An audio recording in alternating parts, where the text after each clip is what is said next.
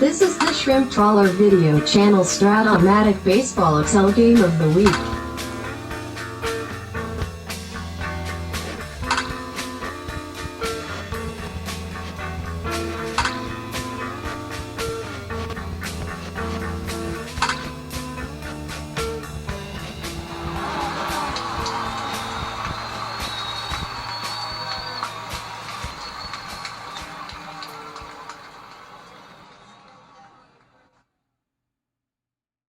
Welcome back, baseball fans, to the Game of the Week. Today we got the Blue Jays and the Red Sox from Fenway Park. The Boston Red Sox, your defending world champions, winners of the 76, 7, 8, 9 World Series. And just to recall, let's take a quick peek back at game number 7 of the World Series a year ago. A series where the first 6 games, the home team lost every game. The Red Sox lost games 1 and 2 openers at Fenway. No team had ever won a World Series down 0-2 at home. They go into the vet, they win 3 straight. Then they blow game 6 at home. And it's because the Red Sox can't hit lefties for some weird reason last year. And so in Game 7, they have Steve Carlton, Stan Wall, and Brent Strom, all Philly left-handers, do all the pitching in Game 7. In the first inning, the visiting Phillies get 2-run homers by Maddox and Luzinski. 4-0, but they do nothing else against Louis Tiant, John Curtis, and Joe Kerrigan. And this is where legends are made, scoring runs in the 6th and the 7th, and in the bottom of the 8th, bases loaded, 1 out, when utility player John Tamargo laces a 2-run single off of I forget who he got the hit off of here. Let's see. Stan Wall came in and faced Yastrzemski, and Strom faced Fisk. No, it was Carlton. Carlton was left in the game broken. Didn't matter. He got the single. And so John Tamargo gets free beer in Boston for... Give him a call. Let him know. Because he let the Red Sox win a World Series when back in the era when people actually liked the Red Sox, when they had guys like Fred Lynn and Jim Rice and Carlton Fisk and Carl Yastrzemski, guys everybody cheered for, not like the current iteration of the franchise. So that's what happened at the end of last year. This year, though, let's take a look at the standings before we get into this game. And we find in the American League East, it's been a rough attempt at repeating. It's early, but the Red Sox are at the bottom of the East, 4 games behind the Orioles, the Yankees, and Jays. In a very competitive division. Again, all these divisions are going to be really competitive as they predominantly play each other. And so the series opened in Toronto. Let's see what happened in Game 1 and Game 2. Game 1, Dave Stieb defeated Louis Tiant 5-3. Big 3-run 7th inning. Tiant loaded the bases, and then John Curtis came in, could not get out of it, and the Blue Jays win Game 1. Game 2 at Exhibition Stadium, before the Skydome was built, or the Rogers Center, whatever they call it. Doyle Alexander beats the Spaceman, and not just beats up the Spaceman. Bill Lee only gets through 3 innings. Toronto crushes him for 14 hits and 12 runs in 3 frames. Just a destruction there. And the Blue Jays outlast the Red Sox 13-7. So, it is Game 3. Here in the friendly confines of Fenway Park, getting their first Game of the Week broadcast as defending world champs. One thing you might also notice here, these numerals for the 20-sided representation. Oh yeah, when you win the World Series, they decorate the overall scoreboard. So that's what you're seeing here. Red Sox colors, and yes, this is a Boston Red Sox font that we have to suffer through for the entire Fall League. So it is Toronto-Boston, Game 3 of a best of 5. Toronto wins the first 2. The Red Sox need to win the next 3, or they will be in last place with only 2 series left before the season's over. Today's starting pitchers for Toronto, Ross Grimsley. And for the Red Sox, Bob Stanley. We tracked his struggles last year out of the bullpen. The Red Sox believe by putting him into the rotation, he will be more effective. We'll get back to you on that. Leading off from Fenway is Alfredo Griffin. 68, pops to first. Merv Rettenman, K's. Ben Ogilvy, 38, single 108, line out. Carl Yastrzemski, 210, lines the first. Burleson, 1-8 single. Freddie Lynn, 33, fielder's choice at second base. And with 2 outs, it's Jim Rice, 57, double 1-10 off Grimsley is a double. Second and third, 2 outs for Dwight Evans, 33, lines of second base. We go to the second inning. It's Otto Velez, 3-6, ball 4. Roy Howe, 63, pitcher X, E10. Let's see here. E10, that's a double play. Bob Stanley, good fielder. Good fielding pitcher there. Larry Cox, 65, skies the right. Bottom of 2, it's Butch Hobson. 1-8 is a strikeout. Rob Peachlow, 54, bounces to third. This is Roy Howe, 327, and that's going to be an error.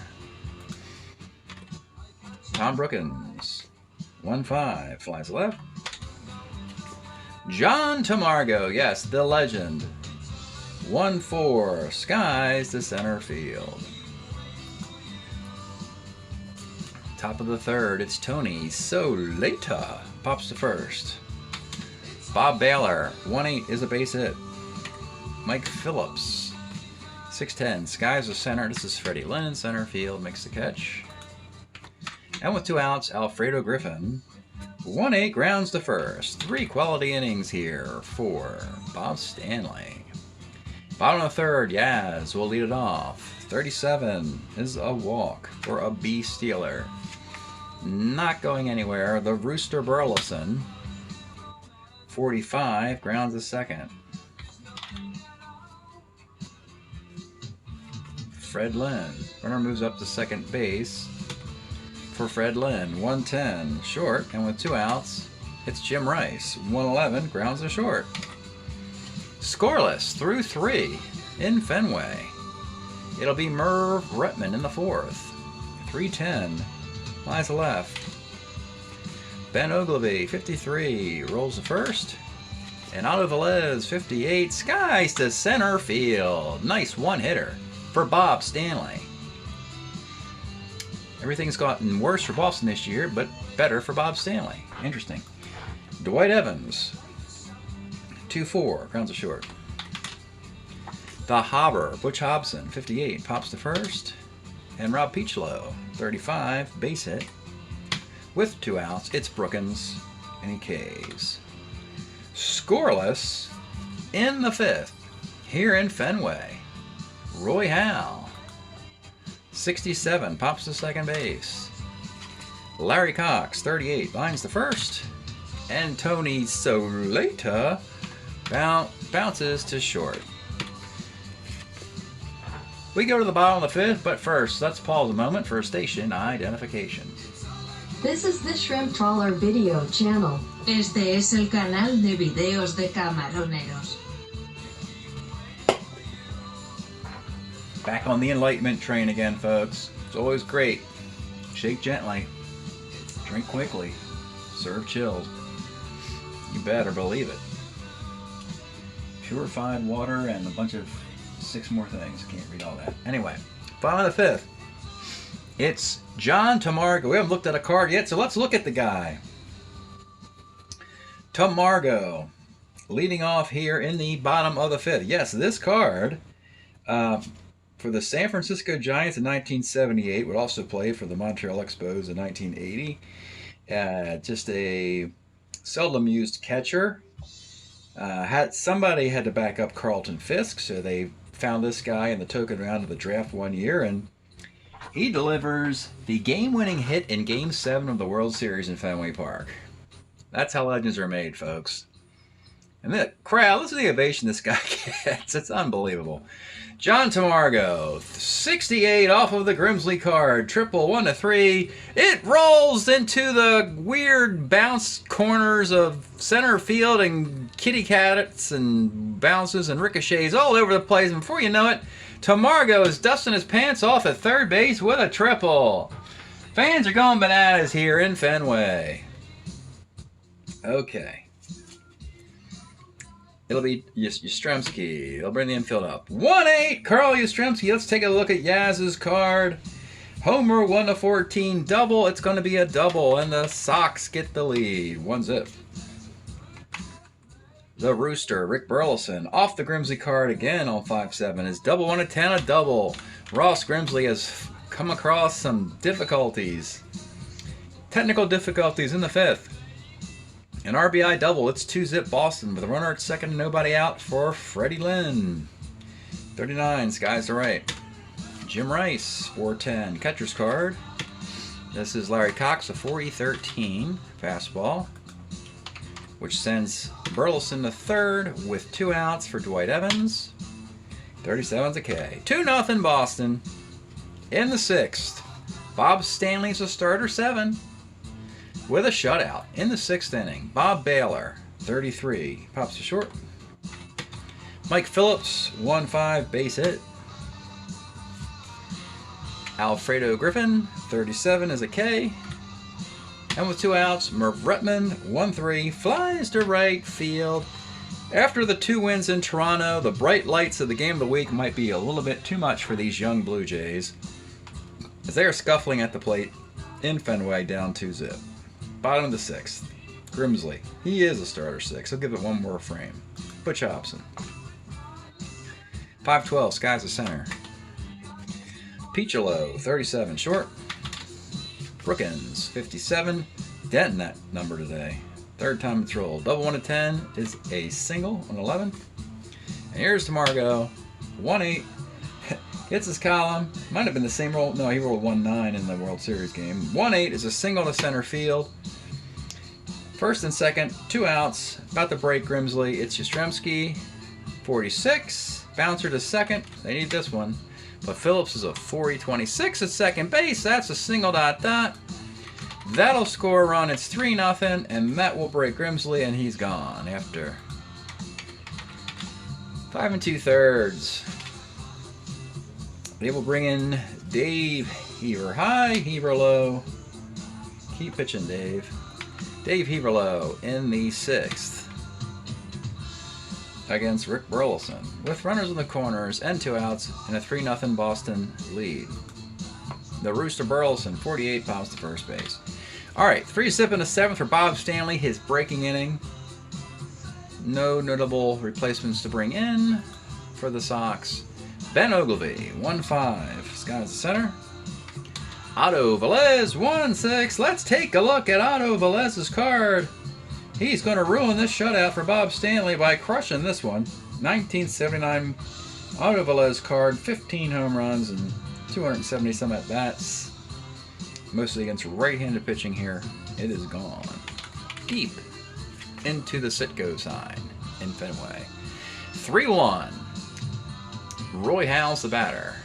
35 is ball 4, and yeah, we're going to get a visit to the mound.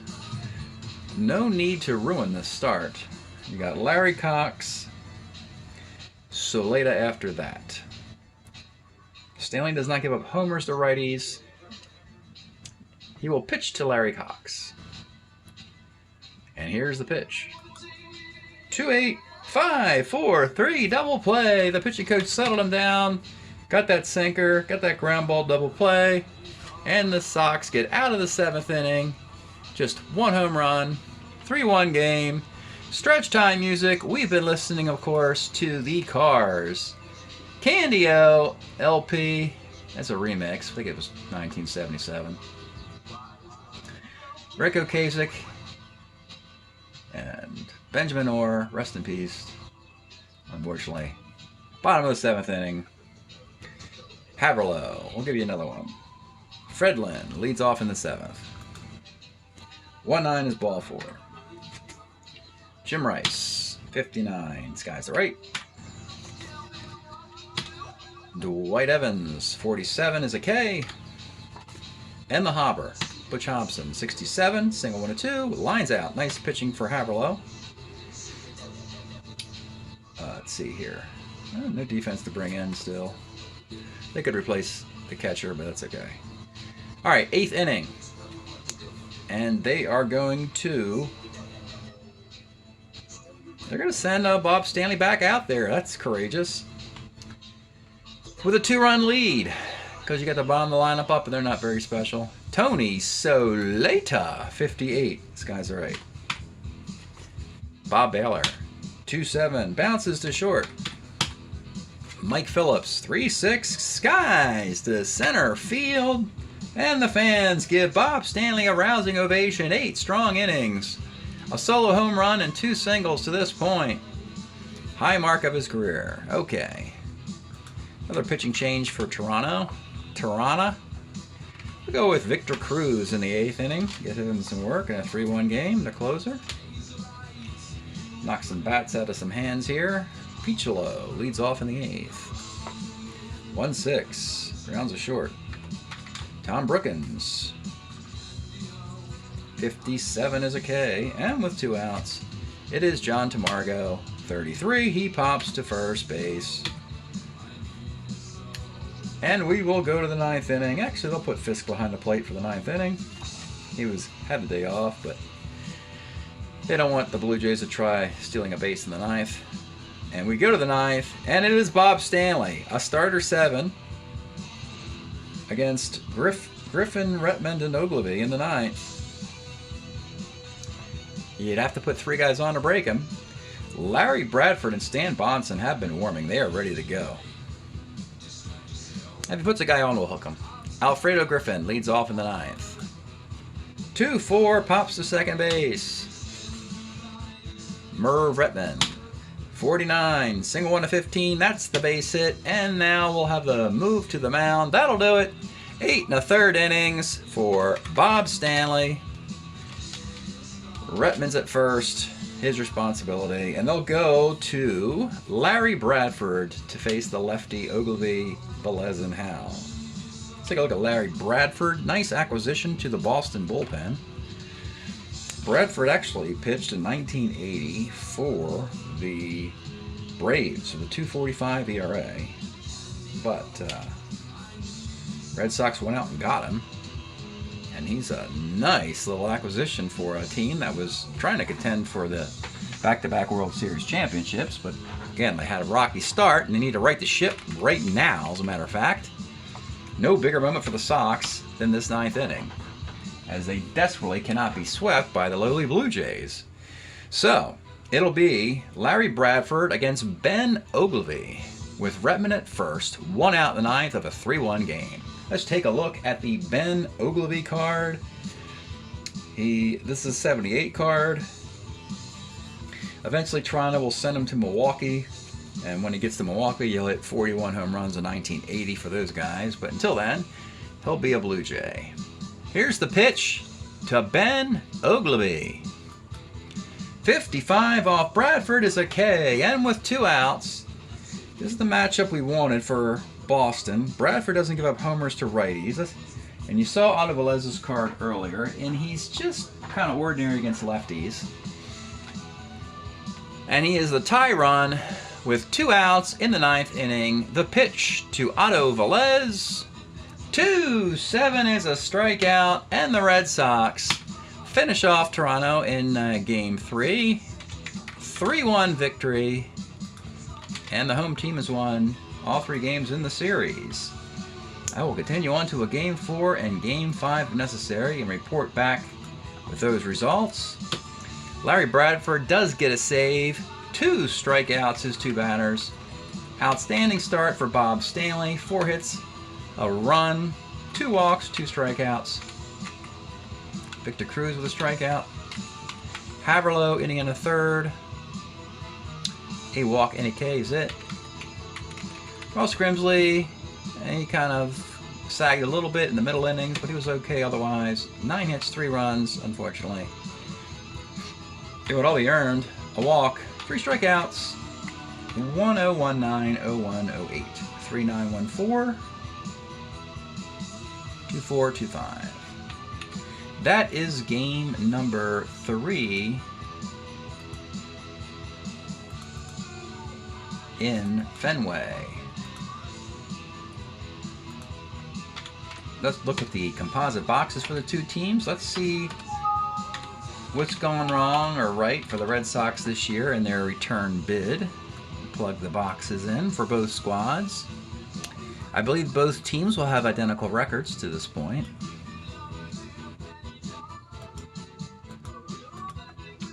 Toronto's pretty good. Pretty interesting team. We know they get their thing put together by the early 80s. Not quite there yet, but they got some nice pieces in place. Boston's record is 9-1-1. It's been that kind of a year for them. A 9-1-1 year. Hitting .263 with a 4.21 ERA. That was Bob Stanley's first win. And with that pitching performance you saw, it lowers his ERA to 4. So that's nice. Nothing really interesting to report in the pitching category. Only hitting .263 as a club. Nothing really going on with the hits, other than Rick Burleson's having a nice year. The Rooster's hitting .400. The .400 hitting Rooster pacing the Sox. If Rick Burleson is pacing Boston, that's probably not a good sign, is it? Instead of Lynn and Rice, those goons. Okay, Toronto 9-11. Hitting .281 with a 4.18 ERA, statistically better than the Red Sox. Dave Stieb, their 1980 rookie, is sparkling. 4-1 in 43 innings for the team. Back into the bullpen's nice. Jerry Garvin, Victor Cruz doing a nice quality job there. And pacing the offense, nothing, getting a bunch of contributions from various guys. Nothing interesting to report. So I'll get on to a Game 4 in Fenway, which will feature Steve Renko for the Red Sox. We haven't taken a look at the rotations. Let's take a look at that as well. So Boston goes with Louis Tiant, Bill Lee on 3 days rest, then Bob Stanley and Steve Renko rounding out their rotation. Toronto goes with the rookie Dave Stieb, Doyle Alexander, and Ross Grimsley can all pitch on 3 days of rest, and they picked up Marty Patton in the draft. And that's the Game 4 matchup will be Steve Renko versus Marty Patton, and if it goes back to Toronto for Game 5, we'll see Louis Tiant and Dave Stieb again. All right, thanks for checking out the Game of the Week. We'll see you next time. Okay, folks, so the Red Sox finally got their act together in Game 4 in Fenway. It was Steve Renko pitched very well against Marty Patton. Unfortunately, this Toronto defense was terrible. 6 unearned runs in the 2nd and 3rd innings. Final score, Boston 7-1. They tie it up. Home teams won all 4 games. The Game 5 decider in Toronto. More of the same with the Toronto defense. Even at home, they got their ace, Dave Stieb, against Louis Tiant. But in the 6th inning, a 2-base error, an error on the catcher, and that gave the Sox a 5-3 lead. And then, of course, in the next frame, Bernie Carbo crushes one. 8-3 final. Boston wins on the road to get back to 500. Thanks for checking it out.